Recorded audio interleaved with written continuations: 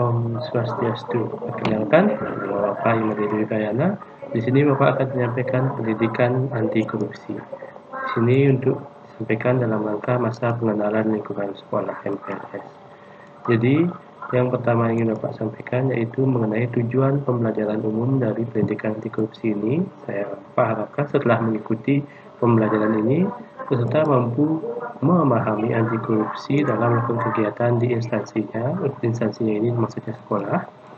Lalu yang kedua, tujuan pembelajaran khusus, upaya pencegahan dan pemberantasan korupsi. Nah, jadi Pak awali dari pengertian korupsi itu sendiri. Jadi korupsi itu apa sih?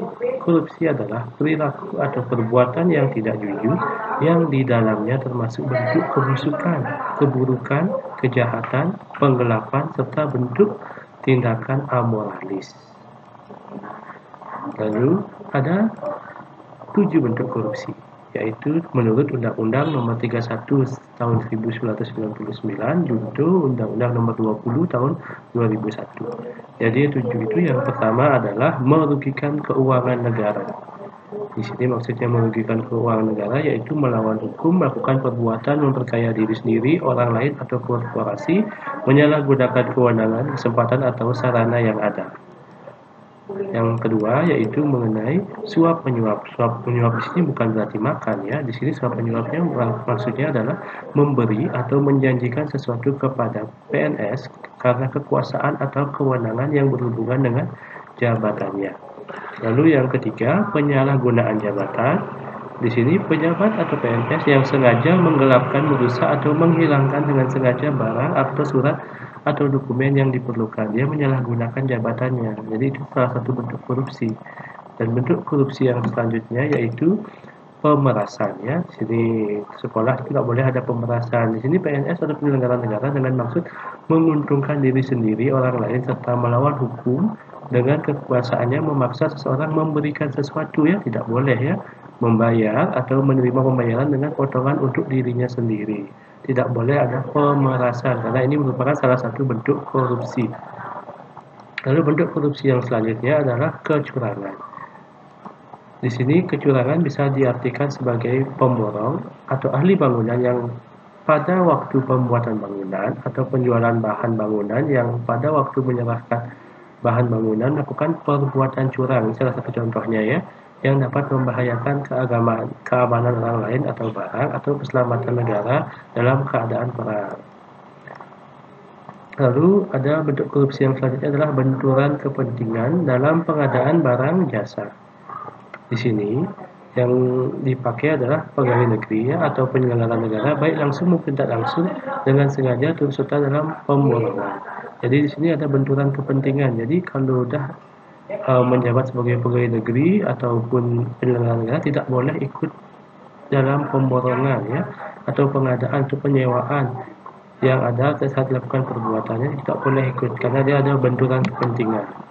Lalu bentuk korupsi yang selanjutnya adalah gratifikasi. Nah, di sini gratifikasi adalah sebuah pemberian ya yang diberikan atas diperolehnya suatu bantuan atau keuntungan. Jadi misalnya ada seorang pejabat memberi bantuan hukum kepada seseorang gitu misalnya. Dan seorang itu memberikan hadiah, itu tidak boleh karena itu merupakan salah satu bentuk gratifikasi. Sebagai contohnya, uang, barang, diskon, komisi, pinjaman, tanpa bunga, tiket bilangnya dinas, fasilitas penginapan, perjalanan wisata, pengobatan cuma-cuma, dan fasilitas lainnya yang diterima di dalam negeri maupun luar negeri itu merupakan contoh dari gratifikasi. Ya, itu tidak boleh. Nah, lalu bagaimana cara memerangi anti korupsi itu? Korupsi itu sendiri, bagaimana cara memerangi korupsi maksudnya ya? Korupsi itu sendiri ada nilai-nilai anti korupsi yang perlu anak-anak ketahui. Ada 9 nilai korupsi yang penting. Yang pertama, kejujuran, kepedulian, kemandirian, kedisiplinan, tanggung jawab, kerja keras, kesederhanaan, keberanian, dan keadilan. Nah, di sini ada 9 nilai-nilai anti korupsi. Jadi, sekarang Bapak beri tugas kepada anak-anak, cari pengertian dari masing-masing nilai anti korupsi ini, atau cukup satu aja dari 9 ini, tulis di kolom komentarnya ya. Jadi, nilai kejujuran itu apa pengertiannya? Satu aja ya, satu aja dari 9 ini pilih. Usahakan berbeda tiap siswa ya. Jadi jangan sama. Jadi Bapak ingin bertanya sedikit, maukah kita menggunakan kekuatan yang kita miliki untuk memberantas korupsi? Tentu kita harus mau ya. Jadi dengan nilai-nilai kejujuran itu kita memiliki kekuatan atau fondasi yang kuat untuk memberantas korupsi agar negara ini menjadi lebih baik ke depannya. Pak ingin membuat suatu slogan. Yang pertama, bangkit lawan korupsi sekarang juga. Jadi sekian dari Bapak mengenai pendidikan anti korupsi sedikit. Ingat tulis di kolom komentar mengenai pengertian dari nilai-nilai anti korupsi ya.